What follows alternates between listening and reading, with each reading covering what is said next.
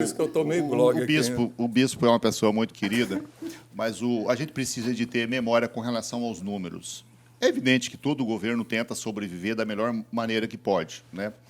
Agora, aqui no Estado, eu estou falando do que eu conheço. Não vou falar do orçamento da União, não. Vou falar do orçamento do Estado. Aqui no Estado de Rondônia, no governo do Bianco, não tinha emenda, porque o Estado não tinha condições. Como é que um Estado que não conseguia pagar a folha de pagamento dos servidores ia ter emenda parlamentar? E no governo Cassol, por exemplo, começou a existir as emendas parlamentares, depois, acho que, do segundo mandato.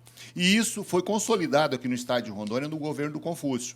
Agora, não era um processo de compra de votos, porque os 24 deputados estaduais, indiferentemente de votar favorável ou votar contrário, todos eles tinham as emendas parlamentares deles, né? Porque o orçamento da União ele não pode ser tratado como algo restrito aos parlamentares que são da base do governo e são da oposição. O orçamento da União ele tem que ser tratado de forma, tanto o orçamento do Estado como o orçamento do município, e o orçamento da União não é diferente, viu, bispo? Tem que ficar muito claro aqui que o recurso público tem que chegar na ponta. Agora, o que você não pode fazer é você reservar uma parte do orçamento do Estado, colocar sob uma rubrica dizendo que ele é secreto e só participa disso daí quem for votar favorável ao governo.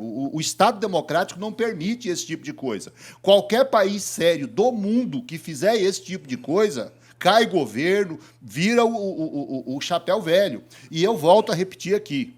Você não pode ser um parlamentar que vota favorável, vota contrário, o governo ou determinada matéria, porque a sua emenda parlamentar foi paga ou deixou de pagar. Agora, eu defendo que o parlamentar faça o trabalho dele, sim, vá lá tecnicamente, corra atrás, e nós tínhamos bons parlamentares para fazer isso, o Nilton Capixaba era muito bom nisso, Marinha Halpe, excelente para fazer isso, o senador Halpe, excelente para fazer isso, o trabalho para você ir até o orçamento, até quem cuida do orçamento e trabalhar os projetos para vir para o Estado. Isso é necessário, isso é importante. O que a gente não pode, e eu não concordo com isso nunca, é você condicionar o voto do parlamentar ao fato de você receber ou deixar de receber uma emenda. Se eu fosse parlamentar federal, eu não ia deixar de votar uma matéria de interesse do povo se o presidente não atendesse uma emenda de meu interesse pessoal, desde que o interesse da população que estivesse sendo votado fosse maior do que aquilo que eu estava naquele momento defendendo. Esse é o pensamento que eu tenho,